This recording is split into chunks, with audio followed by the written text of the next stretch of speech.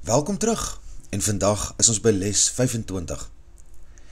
En het sê, ek weet nie waarvoor enigiets daar is nie. Die betekenis lê in die doel.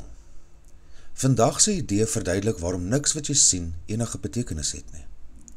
Jy weet nie waarvoor dit hoegenaamd daar is nie. Daarom is dit vir jou betekenisloos. Alles is in jou beste belang. Dit is waarvoor dit daar is. Dit is die doel daarvan. Dit is wat dit beteken. Deur dit in te sien, word al jou doelstellings eengemaak. Dit is deur dit in te sien, dat wat jy sien, betekenis kry. Jy neem die wêreld en alles daarin as betekenisvol waar, in terme van die ego se doeleindes. Hierdie doeleindes het niks te doen met jou hoogste of beste belang nie, want jy is nie die ego nie. Hierdie valse identifikasie ontneem jou van die vermoë om te begryp waarvoor iets daar is. Gevolglik sal jy dit misbruik.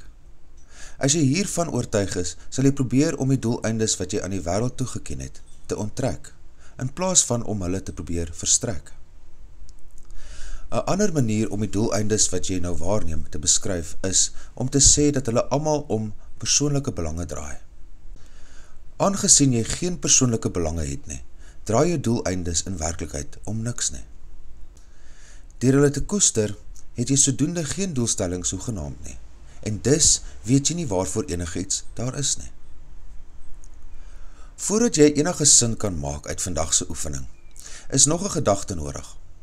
Op selfs die oppervlakkigste vlakke herken jy wel doel en bedoeling, maar doel kan nie op hierdie vlakke begryp word nie.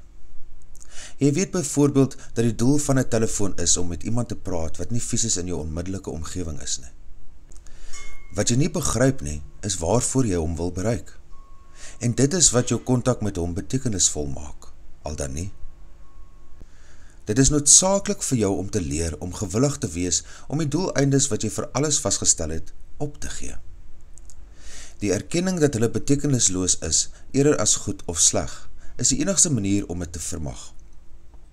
Vandag se idee is 'n stap in hierdie rigting.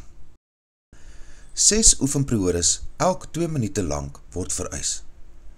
Elke oefenperiode moet begin met 'n stadige herhaling van vandag se idee, waarna jy rondom jou kyk en jou blik laat rus op enige iets wat jou aandag trek, naby of ver, belangrik of onbelangrik, menslik of onmenslik, met jou oë wat rus op elke voorwerp wat jy sou kies.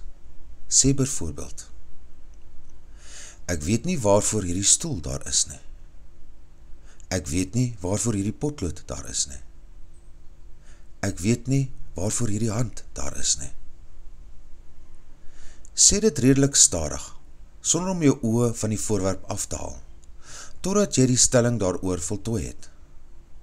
Gaan dan voort met die volgende voorwerp en pas vandag se idee soos voorheen toe. Dankie dat jy hier is. Onthou om die les te oefen. Vergewe, sien anders, leef in lig.